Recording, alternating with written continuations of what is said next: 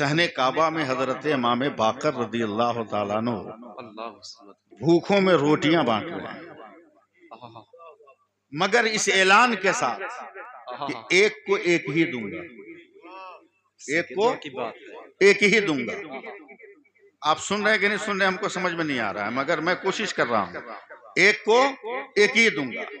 एक फकीर दरवाजे काबा में दाखिल हुआ तो देखा दरवाजे के बगल में एक आदमी जिसकी सिर्फ एड़ियां खुली हैं, जिससे एहसास होता है कि ये बूढ़ा है, कंबल ओढ़कर पूरा बदन छुपाकर कांप रहा है। अल्लाह।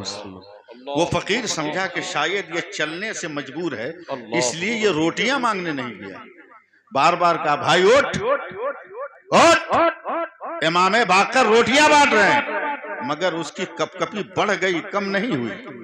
वजूद में इर्तियाश बढ़ गया, मगर कभी कम नहीं। थक हार कर छोड़कर वो फकीर गया और इमाम बाकर को कहता है कि सरकार सबको एक रोटी दे रहे हैं, मुझको 2 रोटी दीजिए। मेरी आवाज गंभीर हो गई ये लफ्ज कहते हुए। सबको एक दे रहे हैं, मुझे 2 दीजिए। ये वो खानदान है, मुझे एक नहीं 2 दीजिए। कहा नहीं, मैं अपने वसूलों का गला नहीं काटूंगा। सुबह से अब तक एक को एक देता आया, तुम्हें भी एक दूंगा। तो ये फकीर रो कर कहता है, सरकार मैं अपने लिए 2 नहीं मांग रहा हूं, मैं अपने लिए एक ही मांग रहा हूं। मगर वो देखिए काबा के दरवाजे पर एक गरीब है जो लगता है पैरों से मजबूर है, कंबल ओढ़कर कांप रहा है। अगर एक रोटी जायद दीजिएगा तो मैं उस गरीब को खिलाऊंगा। इमाम बाकर ने कहा, बे ज़बान संभाल कर बात कर, वो फकीर नहीं है, वो मेरा बाप इमाम ज़ैनुल आबिदीन है, और ये रोटियां उसी की तरफ से बांटी जा रही हैं। ये वो खानदान वाले सैयदों घर की बात है। हक है।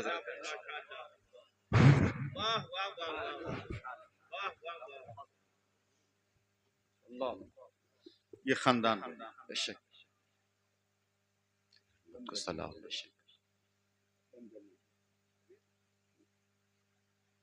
अब मैं तकरीर शुरू कर रहा हूं। एक बार मोहब्बत से या रसूल अल्लाह धीरे से कह दीजिए। पहले सीरत पर 2-4 मिनट सुन लीजिए, फिर तो आपका इलाज करना तो मेरा काम ही है। कितने भिखारियों को मैंने बादशाह बना दिया। हाँ, कितने भिखारियों को बादशाह बना दिया, लोग गवाह हैं। हाँ? बादशाह का मतलब क्या? देने वाला, लेने वाला नहीं, देने वाला बना दिया। 3 साल में 1,32,000 लड़के हो गए जो बगैर डिमांड के शादी कर चुके हैं। हाय हाय, जिंदाबाद जिंदाबाद, नारे तकबीर, नारे रिसालत, हजरत अल्लामा सैफुल्लाह अली साहब क़िबला। अरे हजरत सलामत है।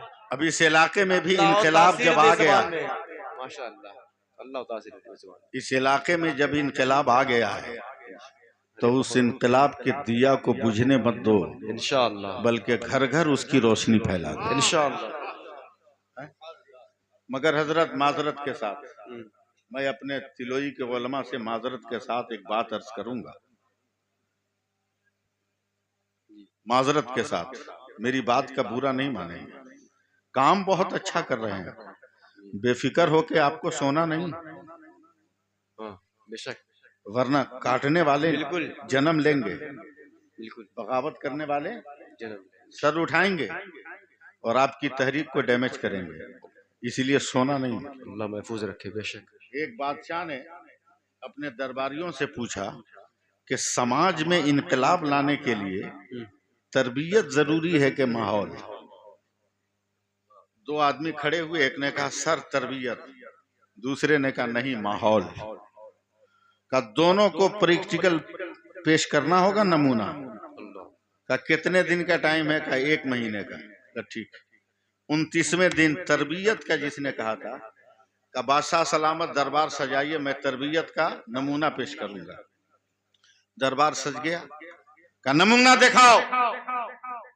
तो जिसने तरबियत कहा था ताली बजाई اور دربار کے 10 دروازے تھے، 10 دروازے سے 10 بلیاں آئی، ان کے منہ میں پلیٹ میں موم بتی، وہ بھی روشن موم بتی جلی ہوئی، اور بلائیاں پورے دربار میں، بلیاں اچھل کود کی، ڈانس کیا، رقص کیا، اچھلی کدلی، مگر نہ پلیٹ گری، نہ موم بتی بجھی، نہ موم بتی گری۔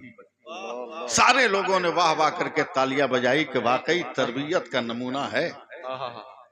ماحول والا کہاں ہو؟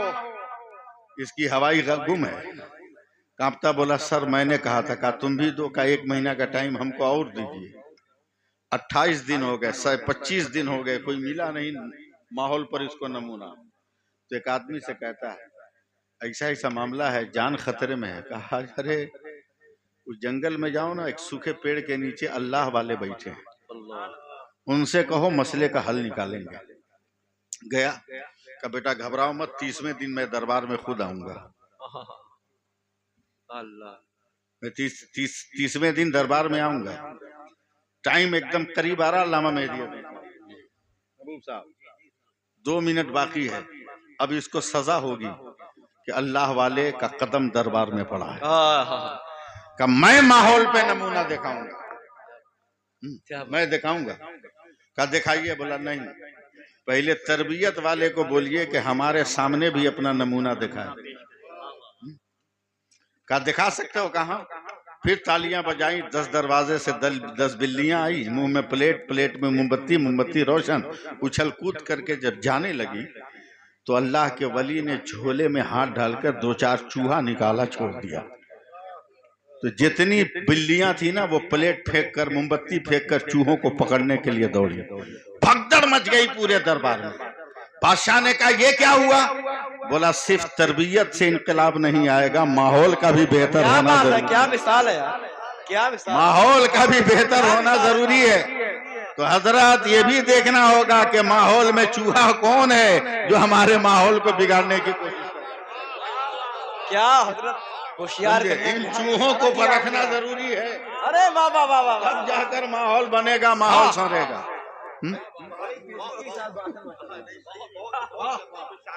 سمجھے؟ میری بات سمجھیے، گہرائی میں پہنچیے میں کیا کہہ رہا ہوں۔ سمجھے؟ ایسے لوگوں سے ہوشیار رہیے۔